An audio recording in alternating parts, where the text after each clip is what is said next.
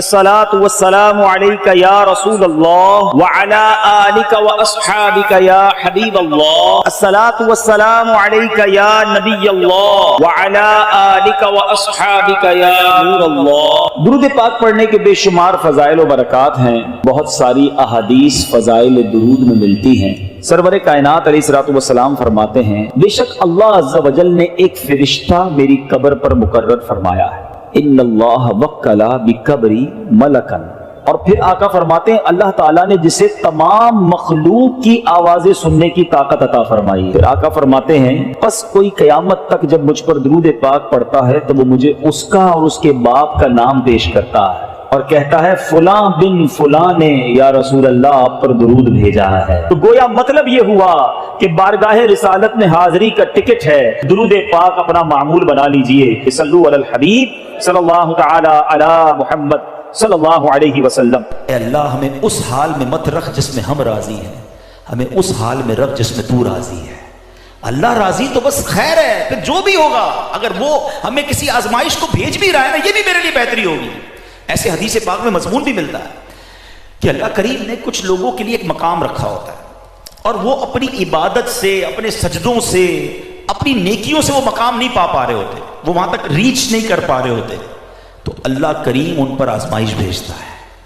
کوئی بیماری آتی ہے، کوئی ٹینشن آتی ہے، بندہ صبر کرتا ہے، اللہ اس کو وہ مقام دے دیتا ہے۔ کیا معلوم جو مجھ پر اس وقت ٹینشن آئی ہوئی ہے وہ میرے درجے بڑھانے آئی ہے، اللہ کی بارگاہ میں مقام بڑھانے آئی ہے، مگر میں ہوں کہ واویلا، بے صبری، چیخو پکار، معاذ اللہ، کفریہ کلمات تک لوگ بول دیتے ہیں۔ نہ کریں ایسا، زندگی کا ایک اصول بنا لو، پریشانی آئے نا میں جانوں یا میرا رب جانے، کسی اور کو کیوں بتاؤں، بلکہ ایک میں اور دل کی بات بتاتا ہوں، ٹینشن آئے نا تو بتایا نہ کرے دنیا والوں کو، دنیا والے کچھ بھی نہیں کرتے ہیں، سچ بتاتا ہوں کچھ نہیں کرتے، کر بھی نہیں سکتے اور کرتے بھی نہیں، بلکہ بعض اوقات مذاق اڑاتے ہیں۔ ہم جا کے بتاتے ہیں نا کسی کو میرا یہ مسئلہ ہے، ہمارے جانے کے بعد دوسروں کو بتاتے ہیں آیا تھا میرے پاس، اس کا یہ پرابلم تھا، اس کی یہ ٹینشن تھی۔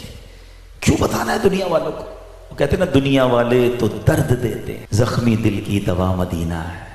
اللہ سے عرض کرو نا، اللہ کے نبی کی بارگاہ میں فریاد کرو، وہاں درود پاک پڑھیں۔ کیوں دنیا والوں کو بتاتے ہیں؟ دنیا والوں کو بتا کر آخر میں کہتے ہیں جناب ہم تو صبر ہی کر رہے ہیں۔ آپ صبر نہیں کر رہے جناب، آپ نے سب کو بتا دیا۔ ایک جملہ سب کو یاد ہوگا، اللہ پاک آپ کو صبر جمیل عطا فرمائے۔ آج کی تکیہ کلام بن گیا ہمارا۔ سوال کروں کہ بتائیے صبر جمیل کس کو کہتے ہیں؟ شاید کوئی بھائی کہیں گے یہ کوئی جمیل صاحب ہوں گے جن کے صبر کی بات ہوتی رہتی ہے۔ یہ کسی جمیل صاحب کا صبر کی بات نہیں ہو رہی۔ The meaning of صبر جمیل کیا ہے کہ دو بندے ہوں، ایک پریشان ہو ایک سخی ہو، مگر دونوں کو دیکھ کر پتہ ہی نہ چلے کہ کون پریشان ہے، میرا چہرہ بھی نہ بتائے، باتیں تو دور کی بات ہے، ہمارا تو چہرہ ہی ایسا بول رہا ہوتا ہے، لوگ کہتے خیر تو ہے بھائی کیا ہو گیا، بس یار مارکیٹ ڈاؤن ہے، طبیعت خراب ہے، فلاں نقصان ہو گیا، چہرے سے ہی شکوے ہو رہے ہیں۔ ہے بڑی باریک بات، چہرے پر مسکراہٹ رکھو تاکہ سامنے والوں کو لگے کہ کوئی ٹینشن نہیں، دل میں جو دکھ ہے وہ رب کو معلوم ہے، اللہ جانتا ہے نا۔ تو شکر کے ساتھ، صبر کے ساتھ زندگی گزرے۔ رب جب حل ہی رب نے کرنا ہے تو میں نے کسی کو کیوں بتانا ہے؟ ایک بار ایک صحابی رسول نبی پاک علیہ الصلوۃ والسلام کی بارگاہ میں آئے اور عرض کی کہ حضور میرے ساتھ اونٹ بھی ہے، کیا میں اس کو باندھ کر اللہ پر بھروسہ کروں یا ایسے ہی چھوڑ کر رب پر توکل کروں؟ تو نبی پاک علیہ الصلوۃ والسلام نے بڑا کمال کا ارشاد فرمایا کہ پہلے اس کو باندھو اور پھر رب پر بھروسہ کرو۔ تو ناظرین ایکچول تعریف توکل کی یہ ہے کہ ہمیں اسباب اختیار کرنے ہیں مگر خالق کے اسباب پر بھروسہ کرنا ہے۔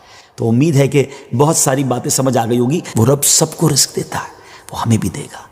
اللہ کی قدرت پر یقین رکھیں، اس پر بھروسہ رکھیں اور اس کی بارگاہ میں دعا کرتے رہیں۔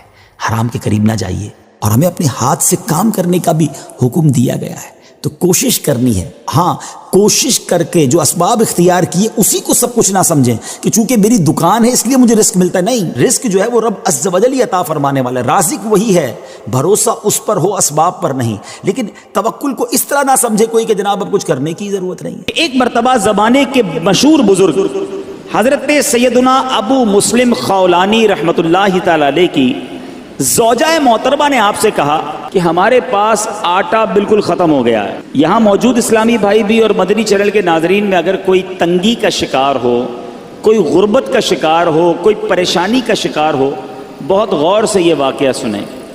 آپ کی زوجہ نے کہا کہ آٹا ختم ہو گیا ہے، اب روٹی کیسے بنے گی، کھانا کیسے بنے گا؟ آپ نے اپنی زوجہ محترمہ سے فرمایا کہ تمہارے پاس کچھ رقم ہے جس سے آٹا خریدا جا سکے؟ تو اس نے عرض کی کہ جی میرے پاس 1 درہم ہے، جو اون بیچ کر حاصل ہوا ہے. آپ نے فرمایا لاؤ وہی درم مجھے دے دو تو میں بازار میں جا کے آٹا لے آتا ہوں. آپ دکان پر آٹا لینے گئے, گھر میں ایک ہی درم اور اس درم کا بھی آٹا لینا ہے جس کا کھانا کھانا ہے. جب آٹے والے کی دکان پر پہنچے تو ایک فقیر وہاں آن پہنچا اور اس فقیر نے کہا کہ اے ابو المسلم خولانی, ایسا کرو یہ ایک درم مجھے دے دو, مجھ پر صدقہ کر دو. آپ وہاں سے پلٹے, تھوڑا آگے گئے, دوسری دکان پر گئے, فقیر وہاں بھی آ گیا, کہنے لگا یہ ایک درم آپ مجھ پر صدقہ کر دیں. فقیر پیچھے لگا رہا, آخر کار آپ نے وہ ایک درم جو گھر سے لے کر آئے تھے آٹے کے لیے اس فقیر پر صدقہ کر دیا. ایمٹی ہینڈڈ, خالی ہاتھ ہو گئے. سوچنے لگے اب گھر والوں کو کیا جواب دوں گا, اللہ کی راہ میں صدقہ تو کر دیا ہے, اب گھر واپس لوٹوں گا تو کیا بتاؤں گا, کھانے کے لیے انتظار میں ہیں, آٹا لینے گیا ہوں.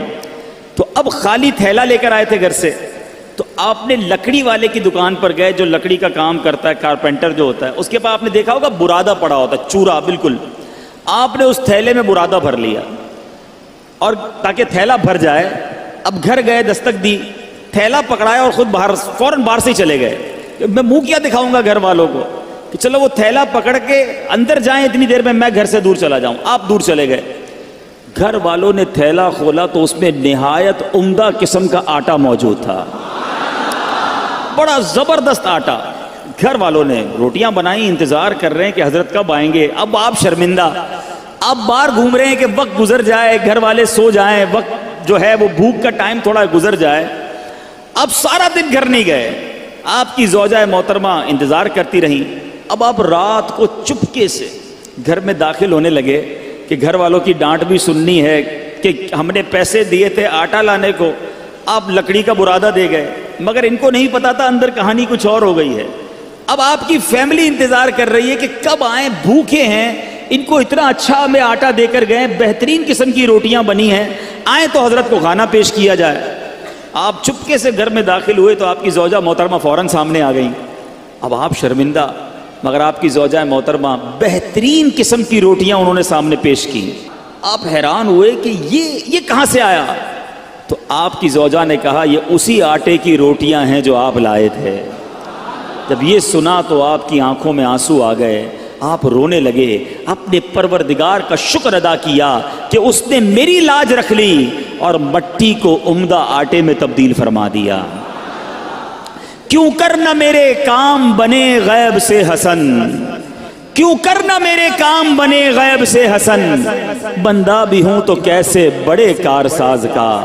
اے میرے میٹھے اسلامی بھائیوں اور مدنی چینل کے ناظرین, یاد رکھیے صدقہ دینا, محتاجوں کی مدد کرنا, ان کی خیر خواہی کرنا, یہ اللہ عز و جل کو اس قدر پسند ہے کہ جو مسلمان اخلاص کے ساتھ, دیکھیں یہ ایک شرط ضرور ہے, اخلاص ہونا ضروری ہے, اللہ کی رضا کی نیت ہونا ضروری ہے. دکھلاوا, واہ واہ, نام ہو جائے یا کسی کو صدقہ دے کر احسان جتائے, یہ تو الٹا ظلم ہے. یاد رکھیے یہ بہت بڑی غلطی لوگ کرتے ہیں. بلکہ قرآن کہتا ہے اے ایمان والو اپنے صدقات کو ضائع مت کرو, احسان جتا کر, تکلیف دے کر. اب یہاں کسی کو پیسے دیے, الٹا پھر اس کو یاد دلاتے, یاد ہے نا تمہیں نوکری لگائی تھی, یاد ہے نا تمہیں جناب میں نے قرضہ دیا تھا, وہ دن بھولے تو نہیں جب بچے کی شادی کروائی تھی. کتنا ذلیل ہوتا ہوگا شخص, کتنا دل دکھتا ہوگا اس کا. تو ذرا غور کیجئے میٹھے اسلامی بھائیوں, کبھی بھی کسی کی مدد کریں احسان نہیں جتانا, اللہ کے لیے, اللہ کی رضا کے لیے کام کیا تو اخلاص کے ساتھ جو لوگوں کے دل خوش کرتے ہیں سبحان اللہ, تو اللہ تبارک و تعالیٰ ایسے بندے کو محتاجی کے باوجود کسی کے آگے شرمندہ نہیں ہونے دیتا, بلکہ اس کی سوچ سے بڑھ کر نوازتا. بعض اوقات کچھ لوگ صدقہ دیتے وقت, خیرات دیتے وقت, اللہ کی راہ میں خرچ کرتے وقت یہ سوچتے ہیں کہ دوسروں کو دے دیں گے تو ہمارا کیا ہوگا, ہمارے کام کیسے بنیں گے, سب کو بانٹ دیں گے تو ہمارے رزق کا کیا ہوگا. غور سے سنیے, حضرت سیدتنا اسماء رضی اللہ تعالی عنہا فرماتی ہیں نبی پاک علیہ الصلوۃ والسلام نے مجھ سے ارشاد فرمایا صدقہ و خیرات مت روکو. سنیے,